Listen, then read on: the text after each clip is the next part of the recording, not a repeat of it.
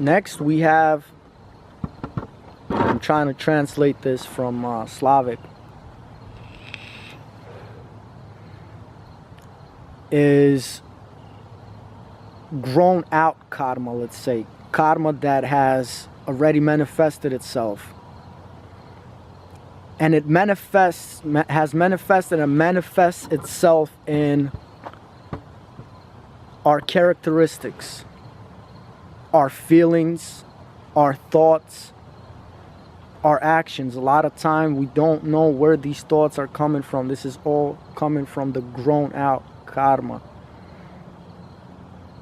It's making themselves real. It's also part of our characteristics, how we treat ourselves, how we treat others. And if anyone wants to argue this and wants to go with Freud's sociology, that we are all part of our we are all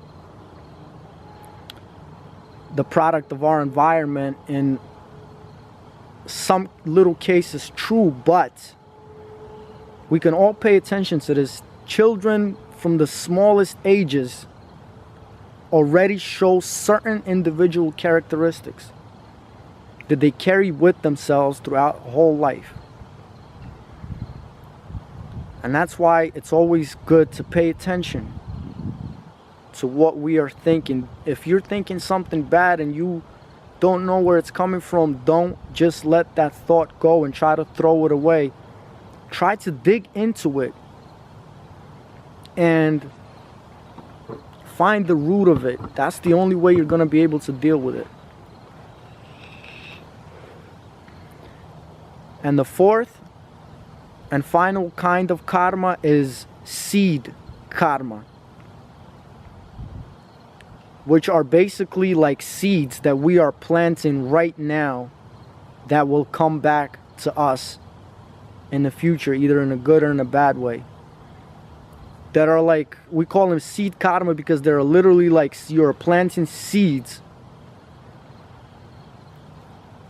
in order for fruit to grow in the future.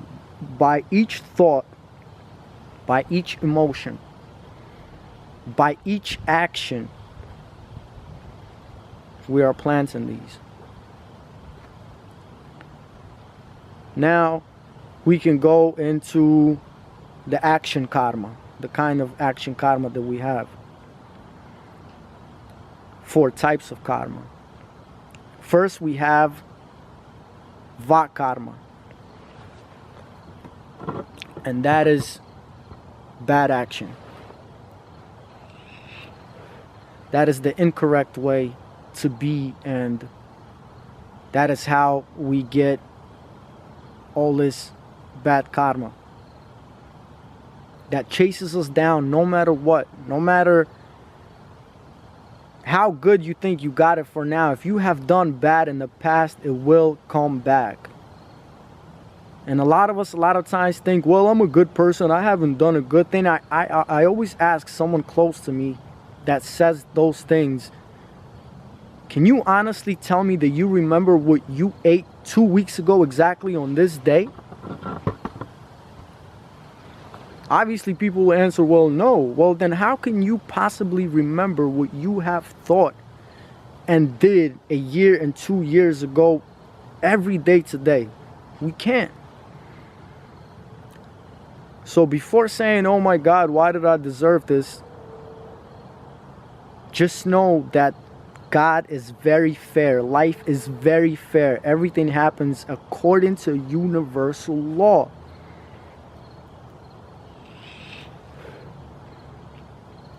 And that is the wheel of samsara. Because we are like guinea pigs in the wheel, running around the whole time, and we're running from the snowball that's chasing us. You know, it's like someone being locked away to prison, and, you know, instead of thanking the Almighty that they got a chance to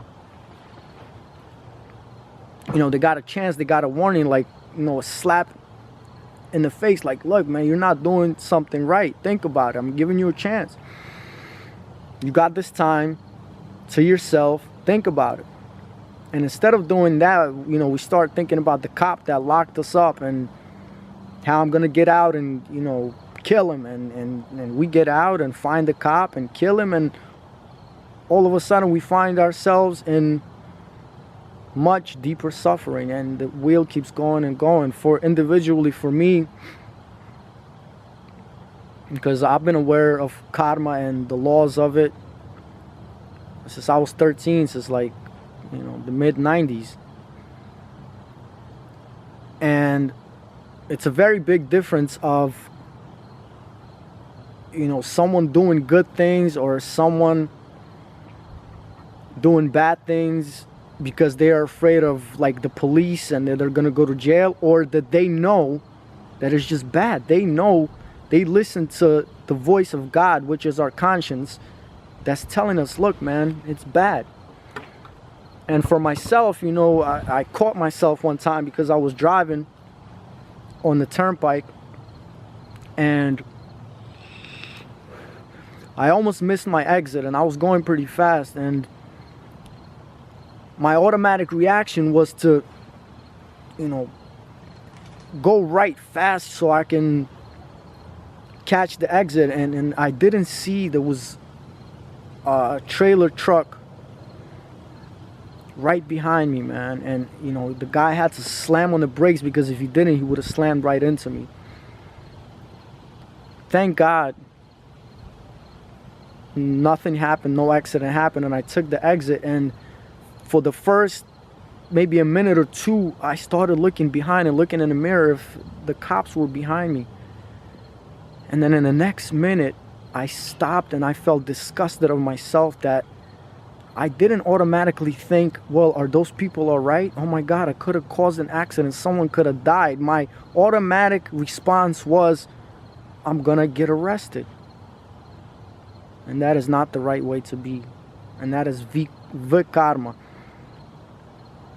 A lot of us think we're in a good material position and things like that. And in fact, we are not moving anywhere. We are stuck in same place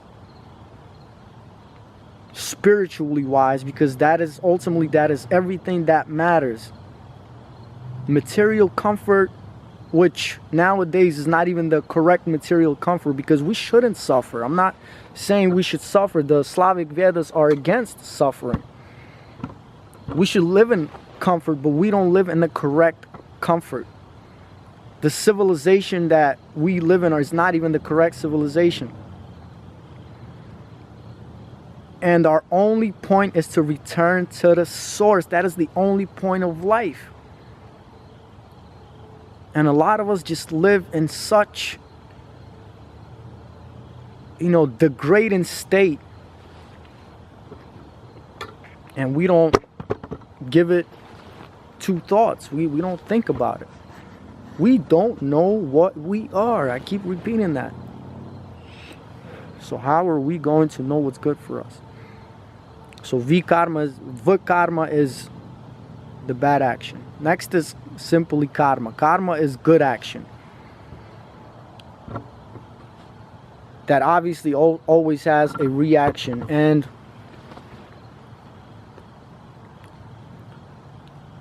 of course, you know, when we do good, when we, this is the one big plus for everyone that is started waking up and started on a spiritual journey, because we have a great opportunity to erase a lot of our bad karma and make up for it. For instance, just like the Buddhists say, that even if you put one person on a spiritual path, you're already making up for your bad karma in a big way. You're making a leap, you're making a jump. Now, you know, it doesn't work like in a Catholic way that, you know, we think we could do whatever the hell we want, and then once a year or once a week we can go and confess our sins and everything's good, everything's forgiven. It's not like that. Once again, every action, every thought, every emotion not to jump off from good karma action, but a lot of times, even if we think bad, violent thoughts about another person, you know, it's like, it's black magic. That's how important it is. And it will come back to bite us in the ass. So karma, good karma. You know, let's say if you teach someone the way and start waking them up,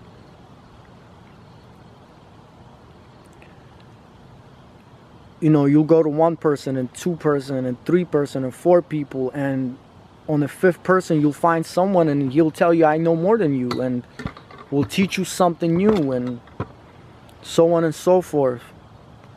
And everything will be rewarded every time you stop yourself from eating a dead, tortured animal. Every time you stop yourself from doing bad things, and every time you're kind to someone, you will get, of course, material gain for it, and spiritual, obviously,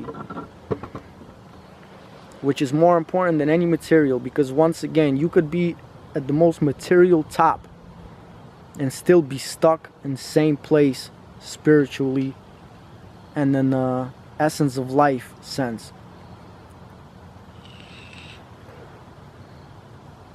So that is karma. Next, after karma, after you have evolved in this physical plane, a lot of people, what they do, like Prince Siddhartha, is they start living a akarma.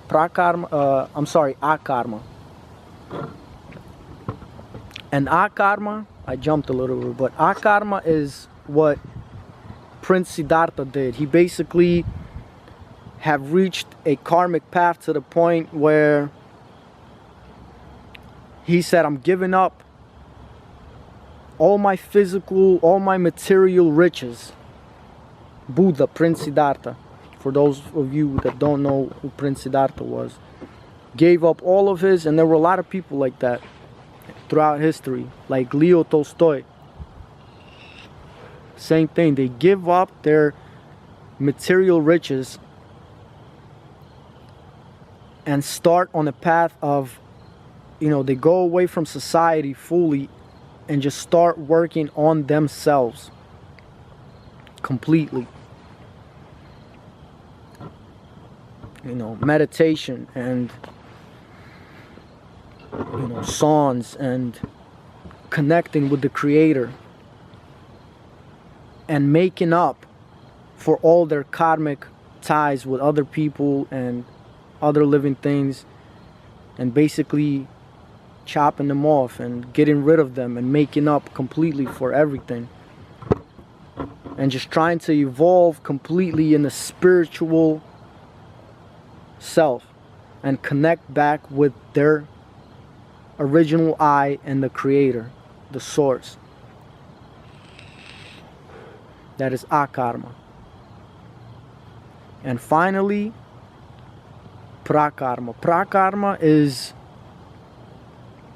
when you already connect completely with the Creator and you say what we all should ultimately say, and especially in bad times, is, God, my Creator, my Father, I surrender.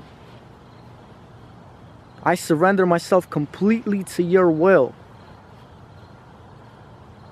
Even if it means a horrendous, embarrassing, torturous death, like Jesus Christ has put himself through.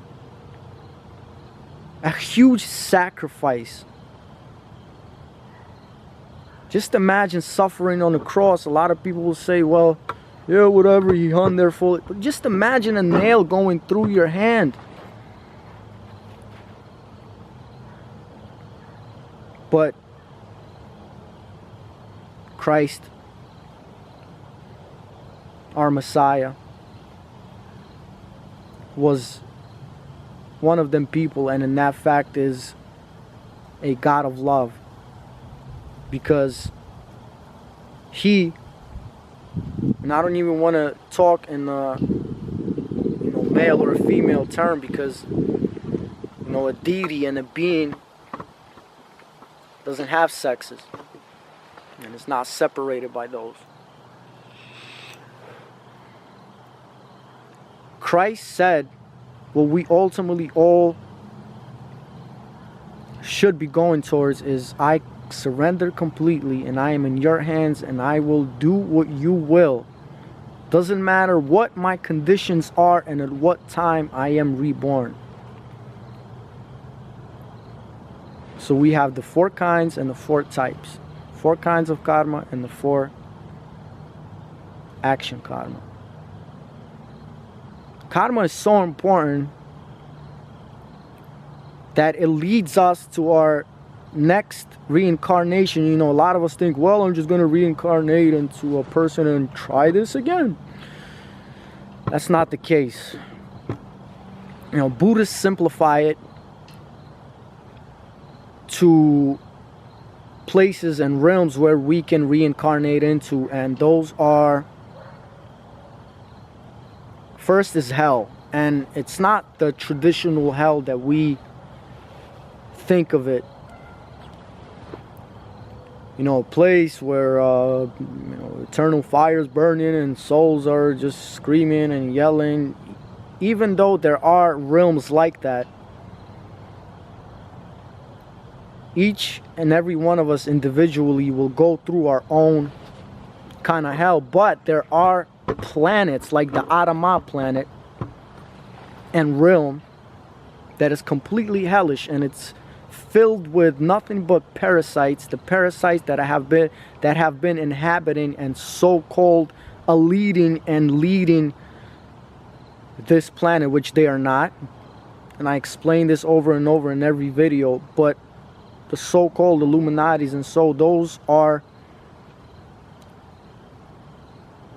the predecessors and ancestors of those parasites that only live off exploitation and have no regards for nature and all living, everything that is alive. This is not just some dream world. It is a projection. And the atom is very relative to the mass that it really has, but nevertheless, it is very real. Our experience is very real. So we can create in these hellish realms and suffer greatly and be stuck down there for a long time. Of course, the construct of time is very different everywhere. So one day can even be like 1,000,000 years. So first is hell, where we can reincarnate, and we can reincarnate if we have, lived in such a self-destructive way in this lifetime. We can reincarnate all the way at the bottomless pit, man. Next, after that, is a hungry ghost. The Buddhists call it a hungry ghost because it's basically a state of limbo. It's basically a state of consciousness being without the flesh. And it could roam, it could roam this realm while being, in its own dimension. It could be stuck to its physical body wherever it's buried, not even knowing that it's dead, for ages. Again, construct of time doesn't exist in that plane. A lot of us that indulge ourselves in drugs or other things, we can be stuck repeating the same experience without a physical body forever. Well, not forever, until we get a chance to incarnate into a next physical body, and I'll do a separate video of how that happens as well. But I just want to stress the importance. You know, we could even be stuck repeating, watching television at a certain time, and it will be like deja vu every day. We're not going to be conscious of the fact that we are dead, and suffer greatly, and not progress the way we should be. So the Buddhists call this step the hungry ghost. Next is the animal kingdom. And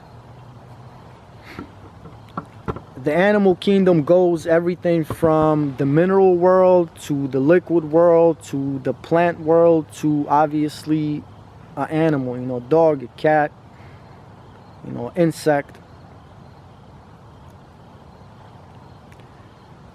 And a lot of times we see people behaving in you know, just completely self-indulgent and lusting, and just want to fill our, you know, physical selves with as much pleasure as we can, kind of way, not realizing the real pleasure that we can be having if we lived in a spirit. It's not even comparable. It's like sex versus making love, true making love. So that's the animal.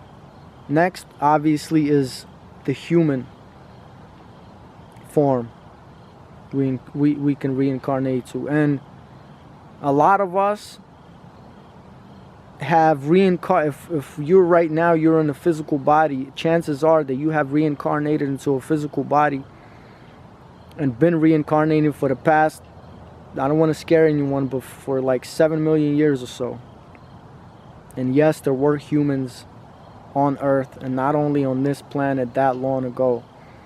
I will do other videos explaining this as well. Don't get fooled by the modern history and everything that they've been teaching us. This channel, this podcast is going to break everything down to you and give you the real truth, because I've been on this journey for a long time. And I have even died in this life and have seen the other side. So after human, it is the demigod. And